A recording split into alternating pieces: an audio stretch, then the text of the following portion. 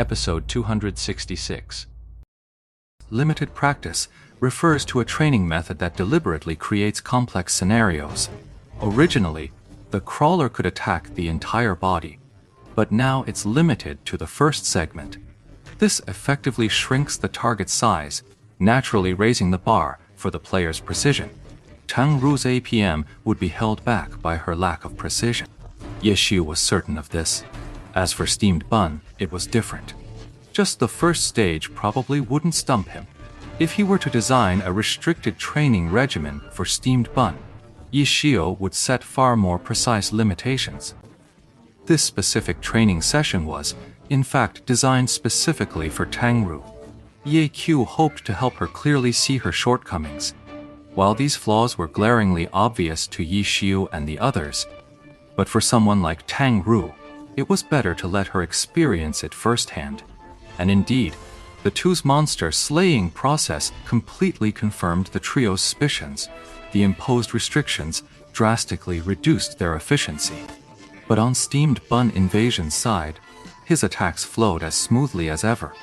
Tang Ru, however, was visibly struggling, her movements constrained by the target limitation. As expected, Buns was a step ahead, taking out two of the crawlers. But Tang Ru wasn't far behind. Moments later, her two crawlers were also smashed flat on the ground. How did it feel? Ye Xiu asked them. Pretty simple. Baozi had actually beaten Tang Ru to her own catchphrase. Tang Ru fell silent. Even if Baozi hadn't said anything, she couldn't bring herself to say it now. If she had been doing this drill alone, she might not have realized it. But with Baozi right there for comparison, Tang Ru became acutely aware of its difficulty. You're still making a lot of mistakes. Ye Xiu said to Tang Ru. 6 times. Tang Ru knew the score. She'd made 6 operational errors, failing to hit the first segment of the crawler. 6 hits landed on other parts, and 3 were complete misses. That makes 9 mistakes in total. Let me try again. Come on. Hey, not too busy, are you? You can practice that anytime. Let's clear the dungeon first. After all, a dungeon run occupied the entire team's shared time. Though Tang Ru was eager to practice, she felt it was inappropriate to train alone while everyone else just watched. And so the dungeon run continued. Ye Xiu reminded them from the side. Actually, when fighting monsters now, you can treat the first segment as a set condition. It's still practice. Tang Ru decisively adopted Ye Xiu's suggestion. From then on, in the dungeon, she only attacked for the first segment. Even when facing a boss, she stubbornly stuck to this condition, never trying to avoid mistakes during high speed attacks. Start slow. Make sure you're flawless first, then try to gradually increase your APM. Take it step by step. Don't rush it. After they finished the dungeon run, Ye Xiu gave Tang Ru a quick debrief. The 5 of them were automatically ejected from the dungeon. They were about to head straight back in when a familiar ID caught his eye nightless. As soon as they exited the dungeon, Ye Xiu spotted Tyrannical Ambition's cleric, Ye Weiyang, right there at the entrance. 4 others stood with him, clearly having just finished a run themselves. Ye Xiu and his party weren't far from the newly emerged Ye Weiyang. As he spotted them, the 5 players' gazes all snapped in their direction. Without a second thought, Ye Xiu used Shadow Clone technique. The clone remained as his true self, flashed right in front of the 5. Hello there, little cleric. Ye Xiu greeted them with a smile. Lord Grim, however, was already lunging forward with a sky strike. Ye Weiyang hadn't anticipated Lord Grim would act so decisively and directly, but he still managed to dodge the blow with his lightning, fast reflexes. But Lord Grim had already closed the distance faster, a knee strike launching him into the air. At the same moment, the Myriad Manifestation's umbrella snapped into its heavy machine gun form, unleashing a hail of fire at the airborne Ye Weiyang. It was like a support strut. A rapid burst of gunfire sounded, and Ye Weiyang was actually sent flying right into the crowd outside the dungeon.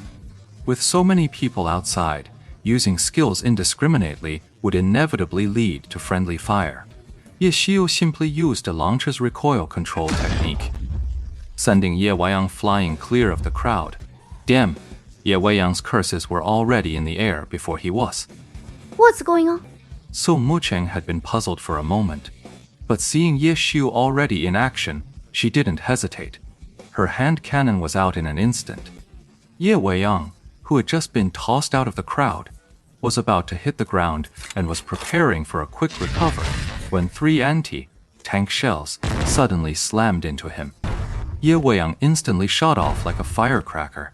He was blasted away, his backside taking the brunt of the explosion, and slammed headfirst into the cliff wall of Line Gorge. When you hit a wall, there's no such thing as a quick recover, but there's a universal passive skill called spring.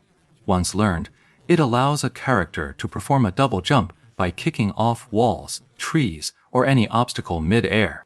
Unfortunately, the 3 cannon blasts from Nightfall were too sudden. He was just about to roll for a quick recover, but in the blink of an eye, he was crashing into a wall. He tried to use spring step, but alas, before he could finish the maneuver, his head slammed into the packed earth wall of the city. Chang Tiao Tiao Yifan and Steamed Bun were not slow to react either, though they couldn't match the speed of Windy Smoke's cannonball. In the time it took Nightless to dangle like a sausage on the cliff face, the 3 of them had already sprinted over, ready to surround and attack him the moment he fell. The surrounding players were all stunned. It all happened too fast. In the blink of an eye, a figure was sent flying from the crowd and slammed against the cliff wall. Ye Weiyang's 4 companions were undoubtedly the most bewildered. They watched, helpless, as Lord Grimm suddenly flashed to their side. They watched as 2 attacks sent Nightless flying, and by the time they finally reacted, they could only watch as Lord Grimm had already disengaged, darting away from the crowd. These 4 players were all from Tyrannical Ambition. Alongside Midnight River, they were routinely running dungeons, the guild's most elite, handpicked for intensive training. While the other elites were out hunting Lord Grimm and his crew, these 4 had been specially pulled aside to grind levels. Their mission to maintain the frontline's competitive edge in both level and dungeon runs, and as fate would have it, they ran smack into Lord Grimm's party right at the dungeon entrance. Of course, the 4 of them knew the guild was currently hunting Lord Grimm, but they barely gave it a thought. Instinctively, they surged forward, breaking through the crowd to rescue Ye Xiu. And that was undoubtedly a mistake. 7 against 18, and the outcome was the total annihilation of the 18. In a 5 fight, the outcome was a foregone conclusion. In a confrontation with a foregone conclusion, of course, there's no need to describe it. Who are these people? In the midst of the fray, Tang Ru asked a question, her spear already thrusting toward her opponent's head. Then, with a circle swing, she hooked and flung them away. This girl is still sticking to the first stage-restricted practice routine. The guild is Tyrannical Ambition, one of the guilds that was hunting us before. Ye Xiu explained. While none of the major guilds were displaying their tags, Tyrannical Ambition was different. He dealt with them before, even joined their ranks. So, even without being on each other's friends' lists, many had a vague impression and could accurately pick them out. In that case, there was no need to hold back against Tyrannical Ambition's people. They clearly understood that the leveling teams currently in the dungeon were crucial to each guild. So, they targeted the elite dungeon players from every guild. That's what you call an eye for an eye. The guilds wanted to kill Lord Grimm to slow their leveling progress, but now it was Blossom Autumn's elite team that had lost 10% of their experience first.